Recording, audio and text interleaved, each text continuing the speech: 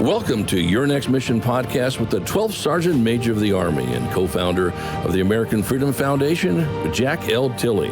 Proudly presented by Cavalry Agency, Navy Federal Credit Union, Purdue University Global, and Veterans United Home Loans.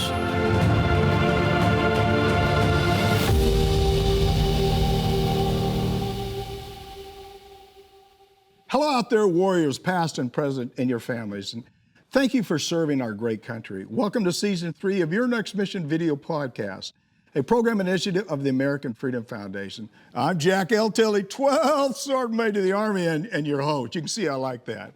Before we get started, though, I personally want to thank our presenting sponsors, Cavalry Agency, Navy Federal Credit Union, Purdue University Global, and Veterans United Home Loans for their generous support and making Your Next Mission happen. They love our veterans and families, and that's another thing I'm going to say every week. We love them too. We have a great show for you today. We're going to be focused on a U.S. Army First Corps at Joint Base Lewis-McChord in Washington State. And I'm so excited to introduce Lieutenant General Xavier T. Brunson, Commanding General, and CSM Shawn F. Carns, Command Sergeant Major. Welcome to the show. So good to have you on the show. Glad to be here. Thank you for having us.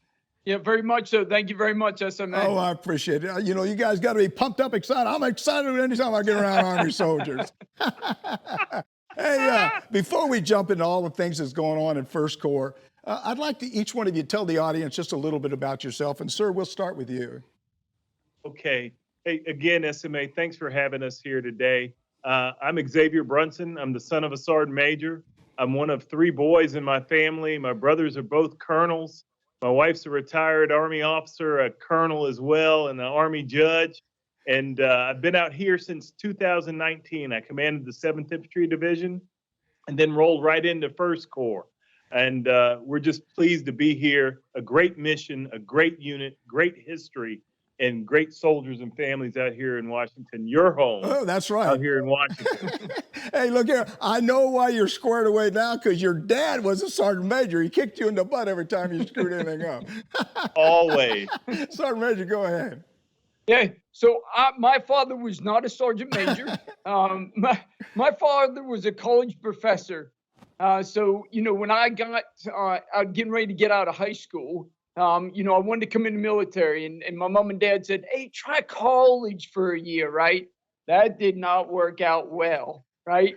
And I told him both, I said, I should have went in the military when I wanted to first do. So, you know, I come in the military at age 19 instead of 18 like I wanted to, because I tried college, as my father, college professor, said to do. So I've been in the military for 30 years. And the interesting piece about it, on my father's side, all of his siblings are military. Oh, wow. Except my father. Yeah. My father decided, hey, I'm going to be a college professor instead. Right. So he went down that path, and I continued to trend to continue on with the military. I've been married to my great wife for 24 years, Teresa, and we have 2 lovely kids. And, you know, I'm very happy to be here with my Ranger buddy, to be able to be on your show, sir. Hey, no sweat. I appreciate it. You know, it's funny you say that, because the reason I joined the Army was because I was a terrible kid. I was sitting on the beach, and the guy said, what are you going to do with your life? I said, I don't know. He said, you want to join the, oh no, you want to go to college? And I said, guys like me don't go to college. He said, exactly. He said, do you want to join the Army? I said, I'm in, let's go. And I went basic, AIT, jump school, and right to war. So I know about all that stuff. Hey, sir, First Corps, also known as America's First Corps, operates in the Pacific with over 44,000 soldiers in command. Can you talk about that? Or would you talk about that? Yeah. Yeah, I'd be glad to. This is something I love to do, because I want people to always know that there is an Army west of the Mississippi. There is an Army west of Texas.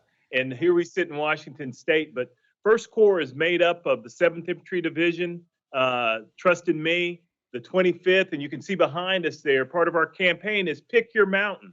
If you want to serve in America's First Corps, you can serve in Hawaii with the great 25th Infantry Division. You can serve in Alaska with the great 11th Airborne Division, or you can serve right here at Joint Base Lewis-McChord with the 7th Infantry Division.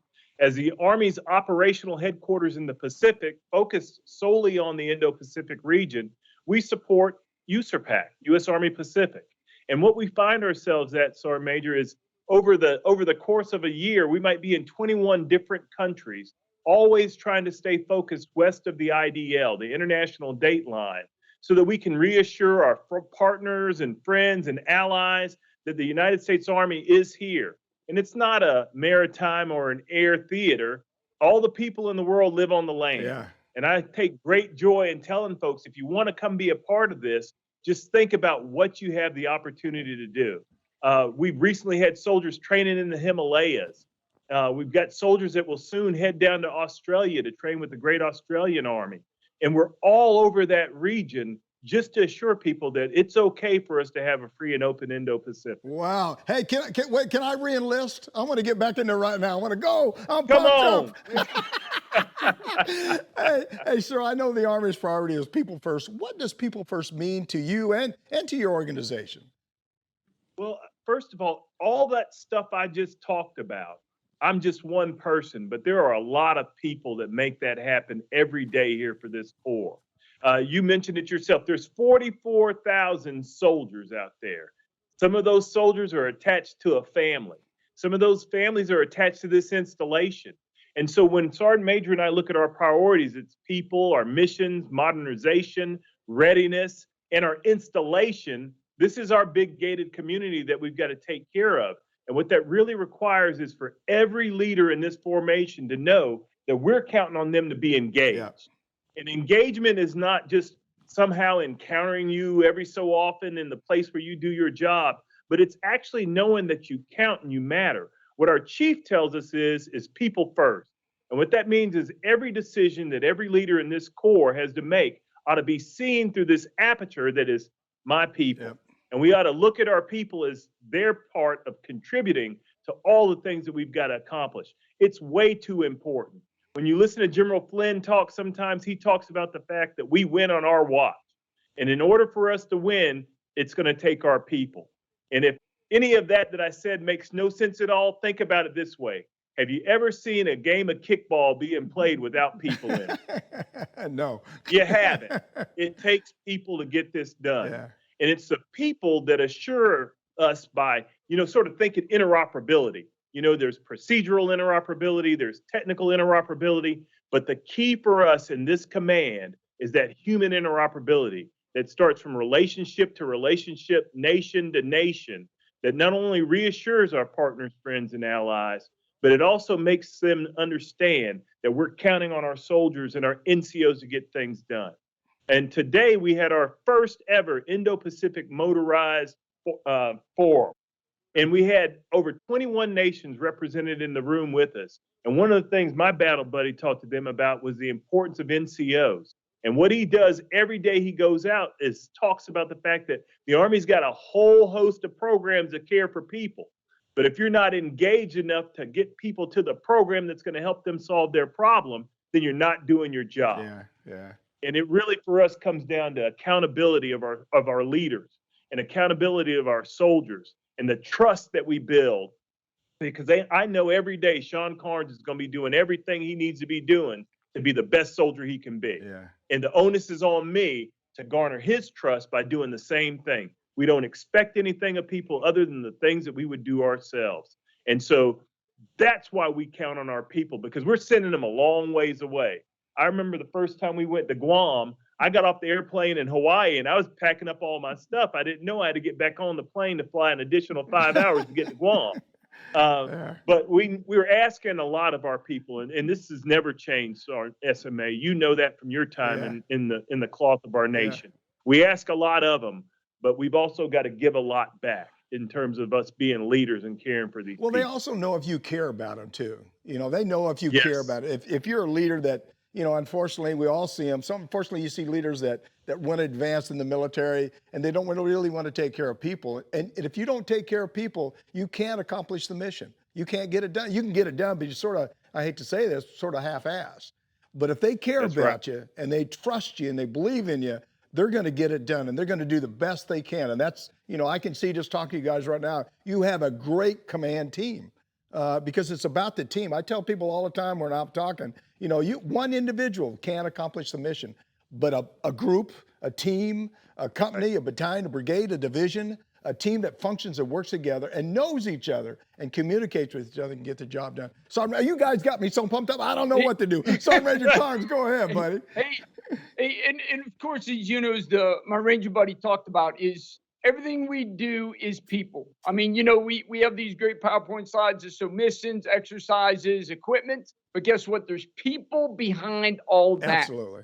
And we have to make sure our people are ready, right? And I tell, you know, the sergeant majors and all the leaders all the time, is leadership is a relationship built on inspiration, trust, serving, and caring for others, right? And it's very important to build that relationship. And part of that is engage leadership to build that relationship. We have to build the relationship professionally and personally. Now, I'm not saying we're going out to the club with our privates, right? But we've got to understand, just like when we were growing up and we had our leaders book, right? What was in there? We had diagrams to everyone's house, right? And we knew their phone numbers. We knew their contact information. We knew their mothers and father, right? Because we built the relationship with them to understand them. So then, hey, whenever they're having some troubles, we're able to help them out, right? And that's what, General Brunson said about the Army programs. We have to understand the Army programs to be able to help them out. Because right now, what we're doing with Army programs is that, we're doing it when we're at the punishment phase instead of using it as prevention, right? So we get to know our program, so it's prevention to help out our soldiers. That's another way we're taking care of our soldiers, is getting the prevention instead of at the punishment piece. Yeah, one of the things I learned a long time, I'm not sure, there was a lot of great officers and NCOs that I grew up around. But I always watched them when they led by example. They was always there. They always talked to soldiers. It wasn't an 8-hour day. It was a 24-hour day. 365 days a week. And on Saturdays and Sundays, you engage with them too. So I agree with everything that you're saying. You certainly engage leadership, contribution to optimizing soldier performance and readiness. I mean, that's the key to success. Can you further describe other ways in which First Corps optimizes soldier readiness? I'm sure there's a lot of others. Sir, we'll start with you. Yeah, so one of the things, and this is an ongoing thing, is we want to shape this environment that we put soldiers in so they can't lose. When we talk to soldiers now, we try to talk to them a lot of times about, hey, I'm not going to talk to you about you being an E6 or an E7 or E8. What I want you to do is I want you to finish your first term. Start your life out with a W. If you can get through this first term, now you can make some decisions. You can take the money and run and go to college like Shawn Carns tried to, but failed. And you could be Shawn Carns one day. Yeah. Or you can say, you know what? I've got this. I've got this under my belt. I won. So how do we harden the target that they are as brand new, impressionable soldiers? Some of those things we're doing as it relates to how we're looking at doing reception. What can we and what do we need to get into these soldiers before they actually move into their units so they can say, hey, Big Sarge, or hey, Lieutenant, I understand what you're saying, but what I just got was this document right here when I was at reception. And this says that I need to go to Waller Hall and fully in process and get my pay squared away before I come down here. Now, I want to go out on that striker range, but first, these are the things that Brunson and Carns said I need to get done before I get started here. So I can be a valuable contributing member to the team. Another piece of that is, a lot of folks don't know this west of the Mississippi, but the H2F program came of age here at JBLM.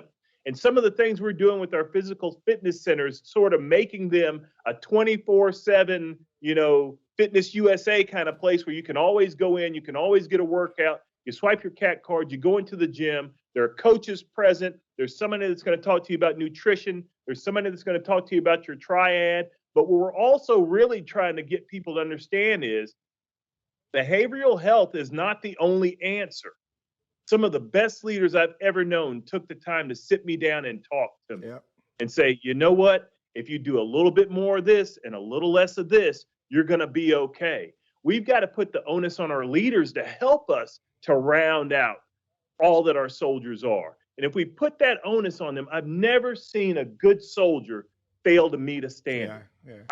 We were all raised on task conditions and standards. And if Sergeant Major Carns and myself, if we can be the example to our leaders that, hey, we're going to hold you to a higher. It's still the standard. And we're going to account for the things that you need to know so that you can be successful. Because if you're successful, then our soldiers are going to be successful. The worst thing in the world is to sit here in the ivory tower, so to speak, and to put out policies and regulation, all meant to help people get to their own personal finish line. And then to have those things come back to me sitting with a soldier in front of me and me telling him, hey, the Army ain't for you. Yeah, yeah. Some of the worst days in my career when those things happen. But what we want to do is we want to try to get people to think and act differently. Not only is our mission thinking and acting differently. I grew up in Baumholder, Germany as a young lieutenant. And I wanted to be out in Fulda because that's where it was all going to go down. And I think the Pacific can be like that in a lot of ways as we continue to build that out, where people will want to be a part of this mission, not just because of the mission, but because of the leaders that are out here and involved in that mission. Leadership is a draw. Yeah. Good leadership is a magnet. You'll see a good leader and he'll just walk through a room and he'll be picking up soldiers, not even knowing that they're attracted to him, but they're looking at the things that he's doing and the things that he's saying. They go, man, there's no say-do gap with this guy. Yeah. That's a guy I can follow right there, because everything he's talking about, he's doing. But as it relates to things physical, we're going to get that. We're going to get that from 6:30 to 8 o'clock every day. We got a road here on the base that we shut down. And there's another little story I can tell you later about when I shut the road down, how people were calling for my head. But we shut the road down. Yeah. So we've got a PT Avenue where folks can get out and beat up the concrete when they want to. But what we're really trying to get people to focus on now is this spiritual component of our soldiers. And by spiritual component, I'm not talking about religion. What I'm talking about is this recognition that there's something bigger than you. Yep. Okay. Our institution has shared values, leadership, that acronym, that means something. Yeah. And if we can get people to ascribe to either those values or the sense of service itself, and then in pursuit of that, then you start to deal with people in a different way. Yeah. And what I talk with the young officers about is, hey, here's the way I look at the world. This is my own simple philosophy. It starts with a window, or it starts in the morning in the mirror. Then you go to the window, and then you got to have something that's going to govern you. And I tell them that for me, my vertical alignment is my God, my family, then this business.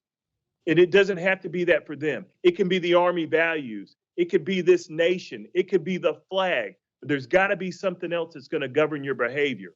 And when we can get leaders to sort of look at that and say, I might be part of what this person's ascribing to, then a guy starts out in the mirror and you assess your performance every day and say, this is what I've got to do better today. Then you go to the window and you look out the window and you say, hey, who needs me? That's where I need to get to. That's my fight today, is getting to Jonesy so that Jonesy don't keep going the wrong way. Because I know there's nothing left for that cat down in Memphis. If I have to send him back to Memphis, there's nothing there for him. Yeah. You know, he's not a good cook. He's not going to be able to make barbecue. He's not a blues man. I can't send Jonesy back to Memphis. So I'm going to go to Jonesy right now. And the way I'm going to approach him is through leadership. I'm going to talk about these values. I've been on cycling. No, I think I got you pumped up or something like that. Go ahead, Sergeant Major Carns, you want to add anything? So, everything starts out with sponsorship, right? That's how we start building that relationship. The sponsors, picking our soldiers up from the airport, bringing them down to reception center, being involved during the reception, right? Being there and building that relationship. And then with that reception, we're also having a chaplain. We're having MIFLIX involved in the reception during breakfast time. What a better way for people to open up than breaking bread together. Yeah. Because you know the deal. Whenever someone says, hey, I need to counsel you, our defenses are up, right? But I've been in the counselings where it's been for good stuff, right? So soldiers, when they're talking to chaplain or they're talking to MIFLIX, right, their defenses are up. But guess what? When they're just sitting down breaking bread together, guess what? The defenses aren't up, and they're more to communicate with our chaplains, they're more to communicate with our sponsors, they're more to communicate with our MIFLIX to build the relationship, to find out what some of their challenges are, to be able to help them out. And that also goes into, the people strategy, as the Chief of Staff put out about talent management, right? Acquire talent, employ talent, develop talent, and then retain talent. Well, I also think there's two other pieces of that, is assess talent and then also celebrate talent. Now, I'm not saying everyone gets an award, right? But we've also got to celebrate our talent. Give them a little pat on the back once in a while, saying, hey, you are doing a great job, and we appreciate everything you're doing for First Corps. And then assessing talent.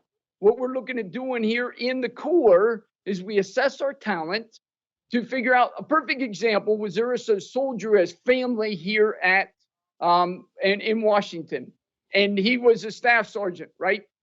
And so what we did is we're able to take him. He did his squad leader time, and we put him into BLC as an instructor, broadening assignment.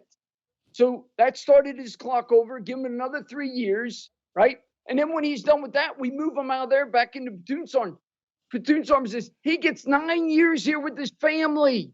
Wow. You tell me that's not powerful, and that's not taking care of our personnel and saying, hey, that's a perfect person who's going to, retain and retention and stay in the military, right? Because we are taking care of him or her. And then we, as we were talking about Army programs, we have the R2 program, right? And so we brought the R2 program down to our commanders conference that we had, and we did exercises because a lot of things that happen is right here, right? Yep. And one of my philosophies is stay positive. Just like whenever I was getting ready to go to Korea, right? And a lot of people go to Korea, they get told all this negative stuff. So if you go to Korea thinking negative, it's going to be a negative time. I took it as an opportunity, and I had a great time in Korea. Great time, because I kept my mind positive. And that's what we want the R2 program coming down to the different formations to include reception, to keep them to have a positive mindset no matter what you're going through. No matter what you're going through, there's something that you can learn, and it's an opportunity, and it's just a roadblock. It's just an obstacle that you need to breach to continue on to be successful in your life. Yeah, you guys have talked, I've said so many very positive things. One is, I agree 100%, positive attitude. I've never worked with anybody that was around me. If they had a negative attitude, either I try to correct their attitude or hope they'd go somewhere else. The second thing is make soldiers winners. I want everybody to win. My job as a leader, whether or not officer or non-commissioned officer, is do all I can to make you successful. Whether or not it takes me 2 hours or 10 hours or 20 hours or a year. I want to make you successful because you're in our Army. And the last thing I'll tell you, when was you in bomb holder? I was in bomb holder from 91 rather, until 1994. Okay, so I was I was the division sergeant major then. What you said? You were. You most certainly were. Now that I look at you, I remember you. Later on. I was gonna start to connect the dots for you so you can know that you I got it. Soon you there. said bomb holder, you had Mike Bush. It was Mike Bush was up there as a sergeant major, a brigade sergeant Love major. That. And I can't remember the colonel's name right now, but I used to go to bomb holder all the time. You know why? Because they had Popeyes, and didn't they have Popeyes at McDonald's? Yeah, we had Popeyes and McDonald's was right down the hill there. I ate there many a night. Oh my goodness! As soon as Popeyes they got up there, I used to make a reason to go up there. Hey, SMA, thank you very much for all the leadership you did for my Ranger buddy, because he is awesome. I don't know if I did anything. You did a great job those guys did stuff. I just come out and visit and maybe said, I don't know. I'm sure, you look familiar when you said it. When you said bomb, I said, geez, he's a little bit older, but I think was you bald-headed then? No, sir. No, sir. I was a young, handsome man. That's how I got the judge. He married me. I was handsome back then. Okay, hold that thought for just a second there. We're talking with Lieutenant General Xavier T. Brunson, Commanding General, and CSM Shawn F. Carns, Command Sergeant Major of First Corps, Joint Base Lewis-McChord at Washington State. And you're watching Your Next Mission video podcast with me, your host, Jack L. Tilley, 12th Sergeant Major Army. And don't forget, if you're enjoying this discussion, if you're not enjoying this discussion, something's wrong with you. Please like us. Click on that subscribe button below. Hey, Sir Sergeant Major, I imagine the Army has we just talked about leadership role and soldier spiritual. I'd like to talk about a little bit more here again. What does the command team and senior leaders do to really support spiritual fitness? I think you guys both touched on it, but I hear your comments again from that, sir, or maybe add a little bit more to it. Yeah. So what I would tell you is by virtue of being a leader in the Army, you have this enviable position that you find yourself in, where by demonstrating the right behaviors, you can give tacit approval for folks to seek those things out. Yeah. And that's why it's important for us to tell folks I want you to look a little bit further. Look a little bit further than today and think about where you want to be. And if we can tie into where you're trying to go and we can show you a different way, maybe it is with the chaplain. All we care about is that you're talking to somebody. It could be your squad leader that's going to tie you to the institution, that's going to tie you to our values and make you say, you know what, I want to be like Big Sarge because he's doing all the things the right way. So this spirituality we're talking about is trying to get folks to see that they're more than just today. Sometimes the immediacy of the now causes soldiers to get, just stuff just starts clinging to them. They can't see a way out. They can't make a way out. But if I can get you to stop and say something as simple as, you know what, my squad needs me, my platoon needs me, my company needs me, my battle buddy needs me. You know what, based on what I believe and what I heard in the chapel on Sunday, I've got a purpose and I've got to live on purpose. Yeah. We want everybody to somehow glean what their purpose is. Everybody's purpose isn't to be 32 years in the Army, okay? Some folks will get out at 5. Some folks will do 4 years and they'll be done. But we got to get people to live on purpose. I don't think, I can remember my dad being a staff sergeant, for example. I can remember when he worked 2 jobs. He worked in the bowling alley as a fry cook, and he was out running with General Lindsay first thing in the morning on the 82nd Airborne Division marathon team, and he never seemed like anything was ever wrong. Now, there might have been a whole bunch wrong because the man had 2 jobs at that time, but I never knew it because he looked forward to getting into work every day. And so we've got to, tell people it's okay to think bigger. It's okay to get help. We want people not to feel as if they can't go get help because they're not perfect. There are no perfect soldiers. There's some really good soldiers, but there are no perfect soldiers. And we want them to understand that this isn't a zero defect environment. Go seek help. The only failure that our soldiers can have is in not seeking help. So we want to avail them to everything that's out there.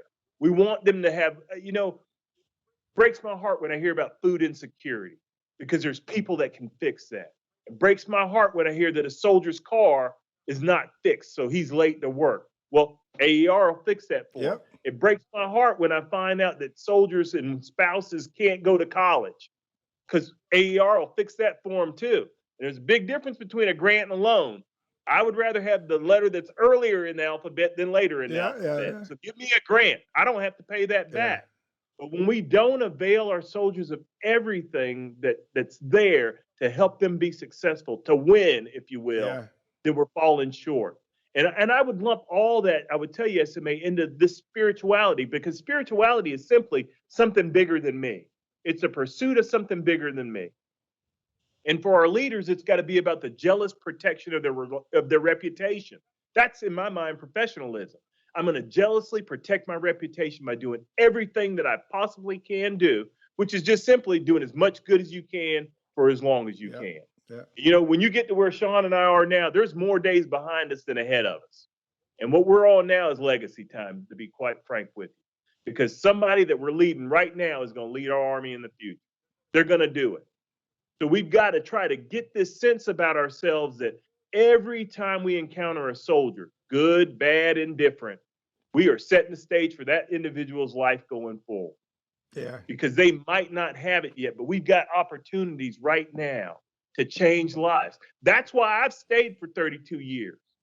And it's not to get up early in the morning and do PT. It's not to go on these field exercises and be away from my family. But it's because of the people that I serve with, the men and women that I have the opportunity to encounter every day, knowing that unlike any other profession, the profession of arms, we get to affect people's lives every day by decisions, by giving folks guidance, by giving them our intent, by helping them solve problems.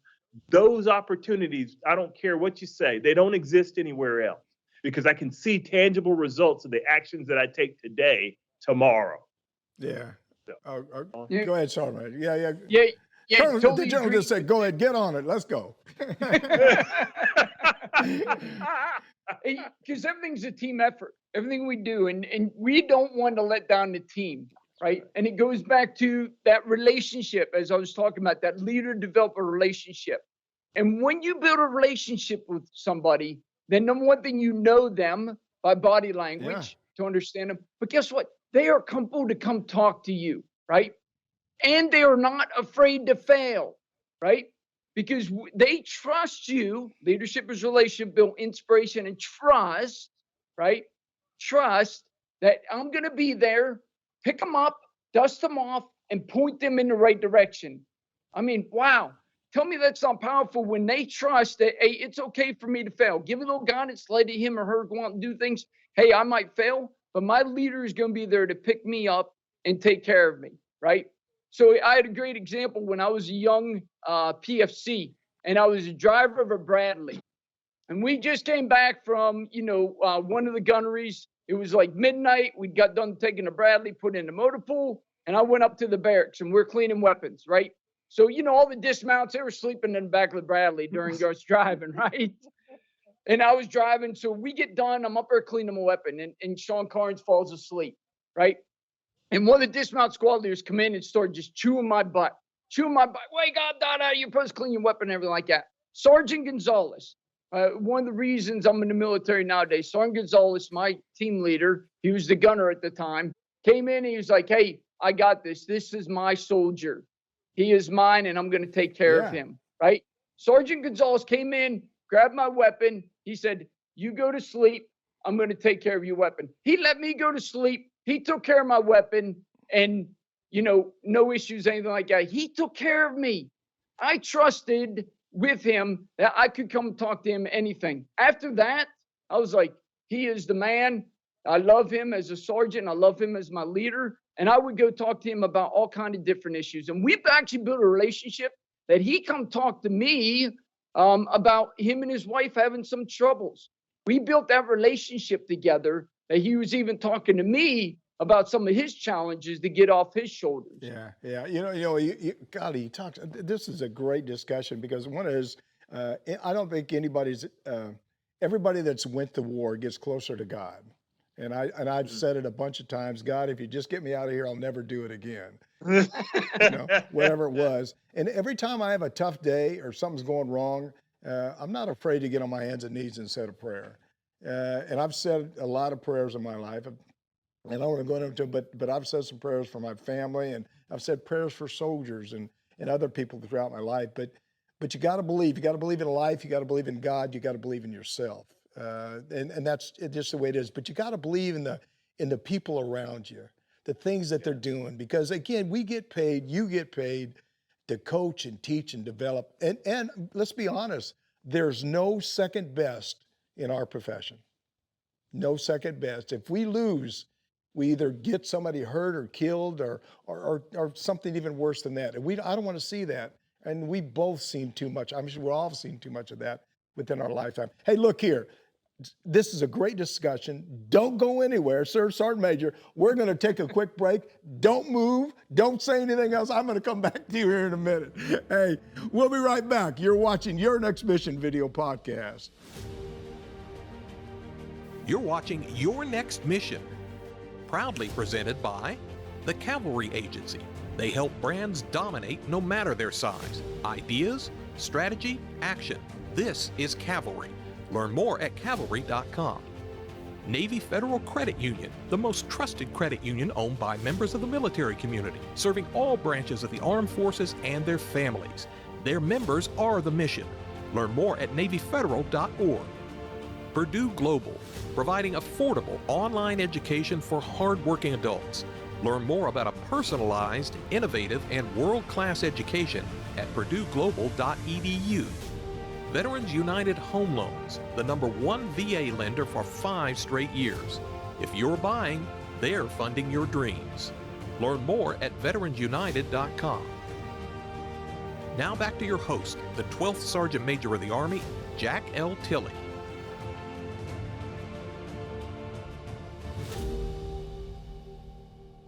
Welcome back. We're blessed to be here today with Lieutenant General Xavier T. Brunson, Commanding General, and CSM Shawn F. Carns, Command Sergeant Major of 1st Corps at Joint Base Lewis-McChord in Washington State.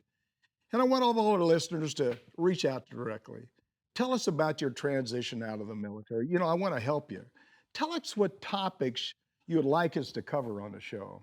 You can call or text me at 844-424-1134, and I'll reach out to you. Or send me an email at SMA Tilley at yournextmission.org. Okay, let's pick it up where we left off. I'm so pumped up, I don't know what I'm going to do. Sergeant Major, we're heading into our final segment with you today, and I hope you've enjoyed it just as much as I have. I really just have a couple more questions. Sir, it sounds like First Corps is grounded in values, as is in the Army. What are you seeing right now when it comes to retention and our nation's need for recruiting efforts? You know, we need a lot more soldiers in the military. What are you seeing? Yeah, well, one of the things is that SMA, I find that we need to be doing a better job of telling our story. I honestly believe that a lot of folks look at the Army in sort of the old cadence of go to war or go to jail kind of thing. They look at the Army as the end of a thing.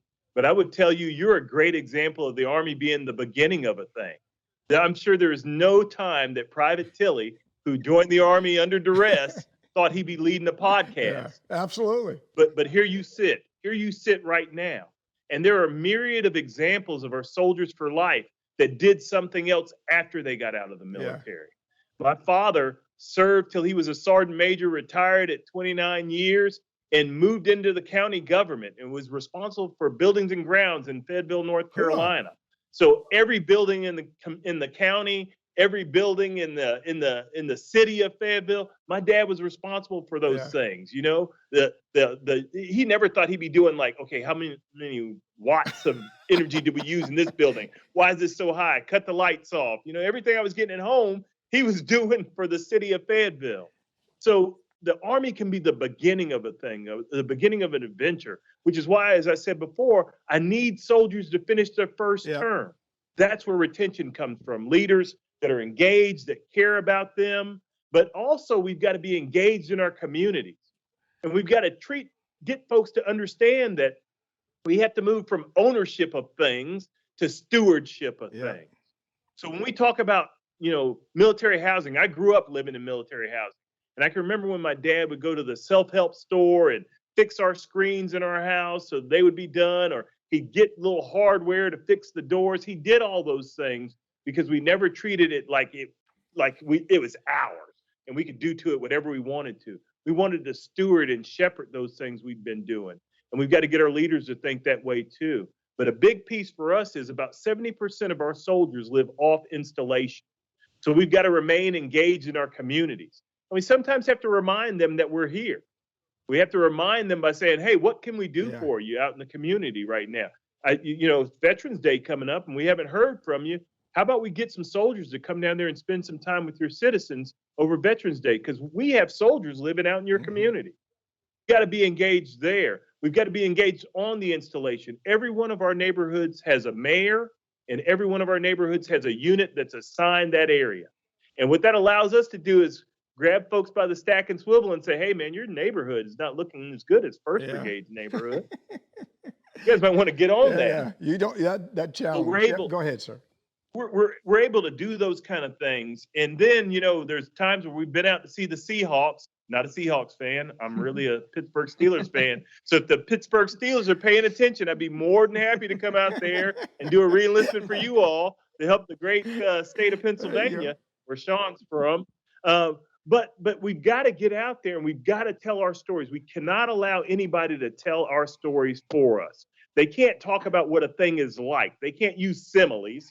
They have to know it. And we know this. And so every one of our soldiers is a recruiter. Every one of our soldiers is responsible for the retention. And the problems with retention are not Army problems. They're America's problems. We're America's Army. We're only drawing from the raw materials that are out there. And this propensity to serve is affected by our inability to tell our stories and tell them well.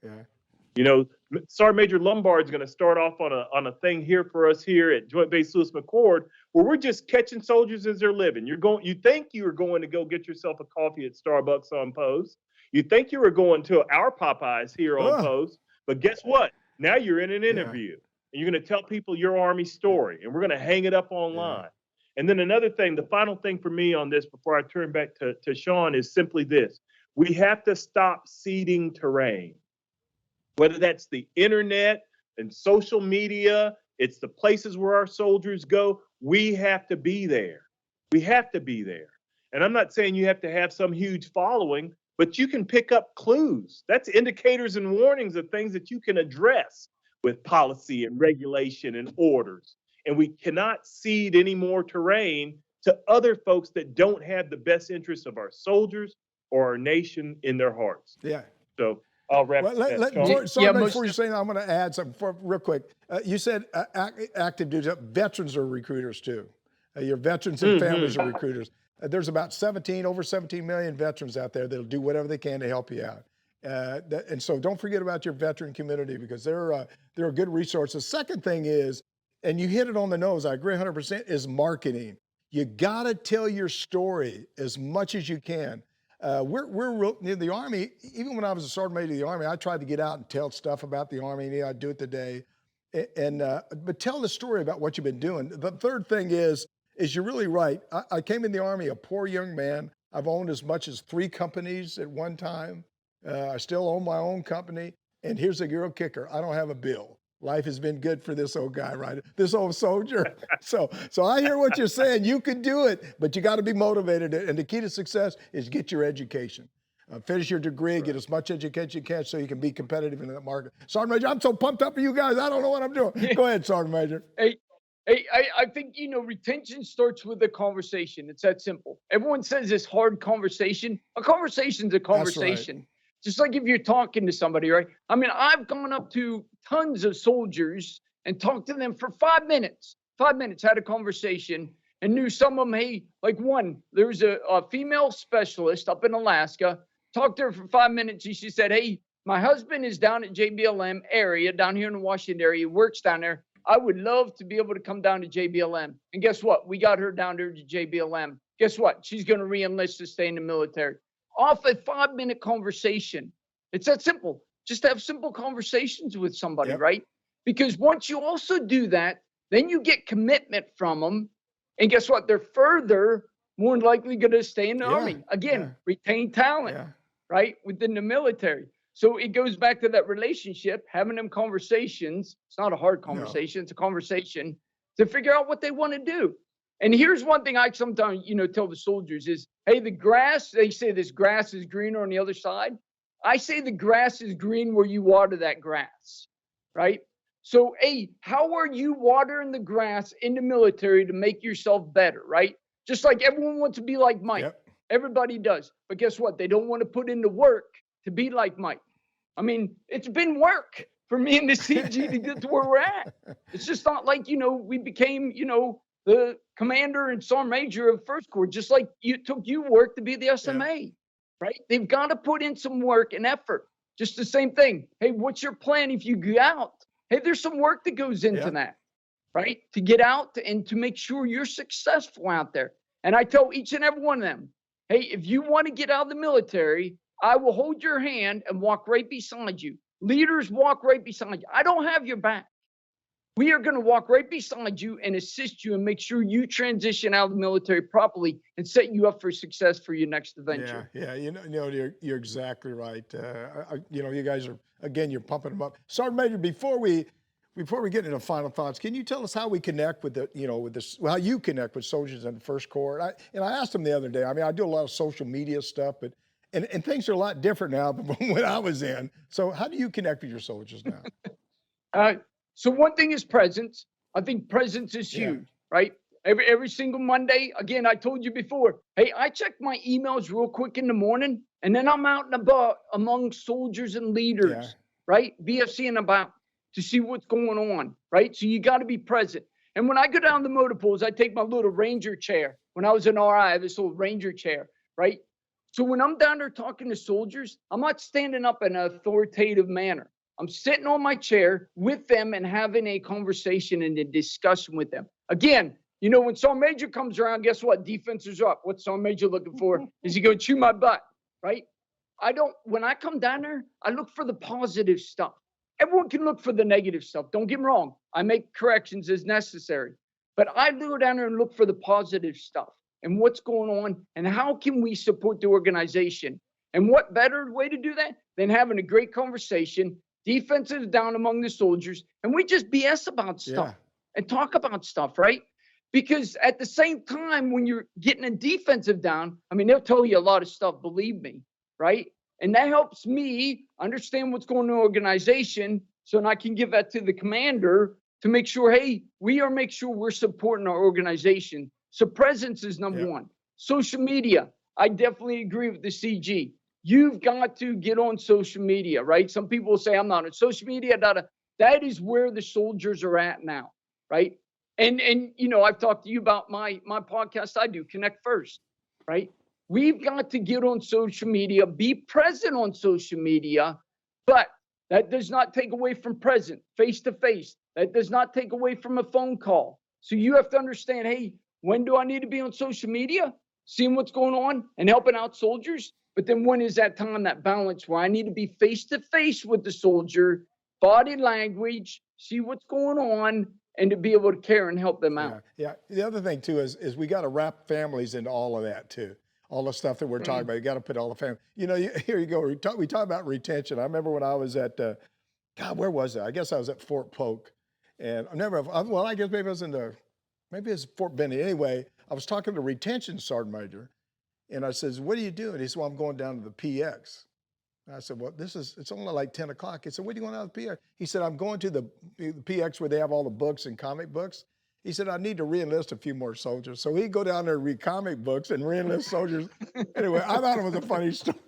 But that's how we got him going anyway. Hey, look here. This has been such a great discussion. And you guys you can just tell by your motivation, by your enthusiasm, how much you love our great Army. You love First Corps, and you love the people that you're doing. And you believe in what you're doing each and every day. And so, you know, we talk about being spiritual. God bless you for what you're doing, and keep up the good work. Sergeant Major, we're going to start with you, sir. Any final thoughts, anything you want to share with the audience? Yeah, I will cede the rest of my time to Shawn Carns, but I would just tell you thank you for giving us the opportunity to make visible to others our palpable excitement about serving in the Army today. Our desire for good things for our people, and just a little bit about what's going on out here, because I'm excited about what 2023 holds for us and our soldiers and our families and this great community that we get a chance to serve inside of. So again, thank you all so much, all three cameras worth of you, for what you did for us today, and we're very, very appreciative. And another time we saw one another was when I was General Casey's aide there at the Pentagon. I knew. Yeah, you didn't have no hair then. I still had more hair then. This has been a recent phenomenon. Right? Last week, I lost my hair. This just happened. All right, Sergeant Major, go ahead, buddy. Hey, SMA, thank you very much for having us on here. I mean, it's an honor every single time to be able to get on a platform like this and to be able to tell, you know, the Army, the world, what, you know, First Corps is doing, because we're doing a lot, and we are going to continue to make it better every single day, right? So again, we appreciate everything you do for us, and you know, bringing us on here to be able to tell our story. So thank you very much, SMA. No problem. You know, I tell people all the time, myself and Ted Hacker, we tell people every day, we're going to do this until the day we die. We're going to keep helping the military and with changes and modifications and marketing. See, our project is really to educate not only the military, but really our country about what you're doing. Now, sir, you got to do one more thing for you. Sergeant Major already got it. You got to make sure you get your phone out and subscribe to our show, Your Next Mission. Now, you got to be, and get all those, get all those lieutenants and captains and everybody in First Corps to subscribe, because together, and you said it already, together we can make a difference. God bless you for letting me talk to you today. God bless you, SMA. Oh, wow. Thanks again, Lieutenant General Brunson and Sergeant Major Carns. I'm Jack Tilley, 12th Sergeant Major Army. You've been watching Your Next Mission video podcast, and thank you for watching today. Golly, if you didn't have a good time, something's wrong with you. Please visit us on our website of yournextmission.org and leave me a review. Hopefully, I always say it's a good review, but if it's a bad one, okay, I can take it. You can also visit our partners there who can provide you with so many services that will assist you in your transition from the military. Also, please visit our corporate partners and see all the jobs that are available. We want to put you to work. Please know We want to assist you any way we can. I'm going to say that again. We talked about it today, spiritually, motivation, leading by example. Please know we want to assist you any way we can. Please follow me on all my social media channels. I never thought I'd ever say this: Facebook, Twitter, Instagram, YouTube, and LinkedIn.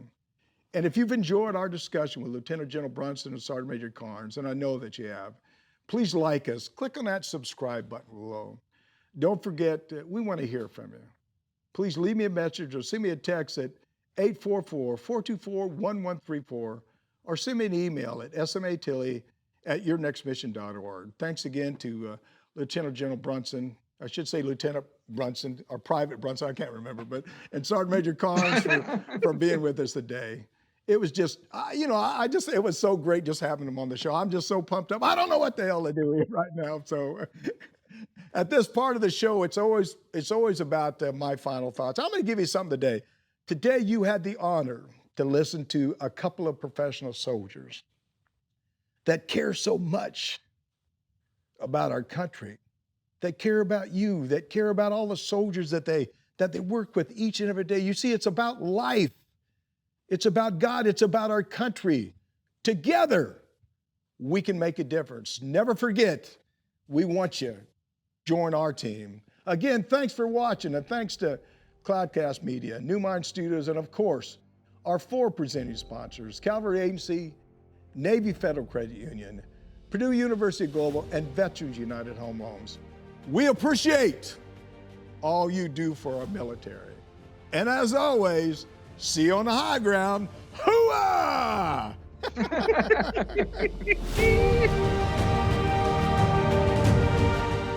You've been listening to Your Next Mission, brought to you by the American Freedom Foundation. Learn more by visiting yournextmission.org.